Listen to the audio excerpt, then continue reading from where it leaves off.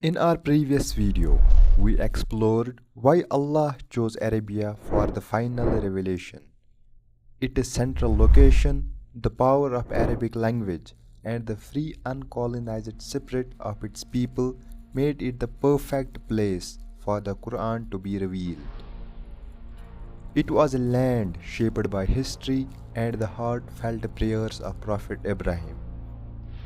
Now, the one chosen to carry the final message was about to enter the world. It was a Monday morning, 9th of Rabiul Awal, which is the third month of Islamic calendar. Some scholars date it to 20th or 22nd of April 571 CE, the year of the elephant.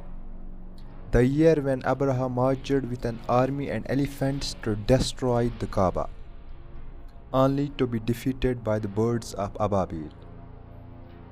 In that very year, in the noble clan of Banu Hashim, a child was born, who would come to be known as Sayyidul Mursaleen, the master of all prophets.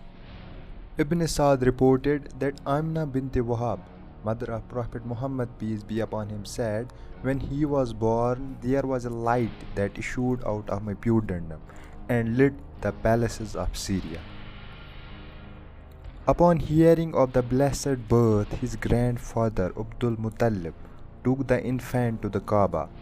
There he prayed with heartfelt gratitude and named him Muhammad, a name revered. The custom among the Arabs was to send infants to the desert for foster care, where the air was pure and the language uncorrupted. And so Halima Sadiya from Banu Sa'd came into his life. Halima and her family were struggling. It was a year of drought and despair. She rode a weak donkey and owned a dry old camel.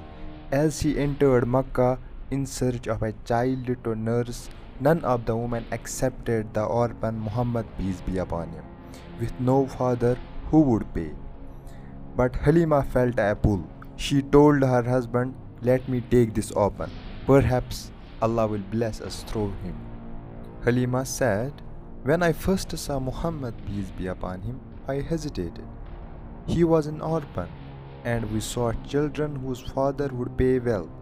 But I couldn't bear to return empty-handed. I said to my husband, 'Let us take this orphan. Perhaps Allah will bless us through him.'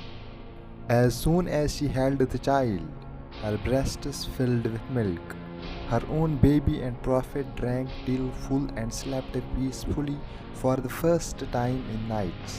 The old she-camel gave milk again. Her donkey, one slow and frail, outran the rest on their journey to home. The Prophet brought barakah. Where they lived, the earth flourished. Even the goats gave more milk when he was near. The land became green, the animals healthier. So strong was her attachment that when she returned him at the age of 2, she requested Amina to allow her to stay longer, citing fear of illness in Makkah. Amina agreed, and Prophet Muhammad peace be upon him remained with Halima until the age of 4 or 5. Then the extraordinary occurred. Anas ibn Malik narrates in Sahih Muslim that angel Jibreel came, opened the boy's chest and removed a black clot, saying, "This was a part of Shaitan in you." He washed the heart with Zamzam in gold basin and restored it. The boys with him ran to Halima crying, "Muhammad has been killed," but they found him pale, unharmed and alive. But fearful Halima returned him to his mother.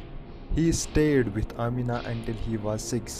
Longing to honor her late husband, she traveled to Yasrib, later called Medina, with young Muhammad and Ayman. There she visited his grave, but on the journey back fell ill and passed away in Abwa. His grandfather Abdul Muttalib took him with deep affection. He would seat him beside him at the Kaaba, saying, "Leave him, the boy will have a great future." But within 2 years, Abdul Muttalib passed away. The young orphan was now under the care of his loving uncle Abu Talib. Abu Talib raised Muhammad, peace be upon him, as his own, preferring him over his own children. He stayed loyal to Prophet throughout his life.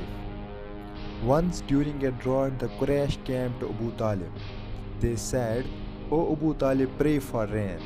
He brought the young Muhammad, peace be upon him, with him. As they prayed at the Kaaba, clouds gathered, rain poured. The valley bloomed even as a children. The mercy of Allah followed him. And the other incident that is reported in early Islamic biographies, such as in Ibn Ishaq's biography, and though not in Sahih Hadith, it's widely accepted by scholars of prophetic history, is that at the age of 12, the Prophet joined his uncle on a trade journey to Syria. In Basra, a Christian monk named Bahira saw him. He watched the trees and stones bow in his path. He took one look and said, "This is the master of humanity. This is the final prophet. I saw the seal of prophethood between his shoulders. Return him to Makkah, for the Jews and Romans may seek to harm him." Abu Talib obeyed and sent the boy back.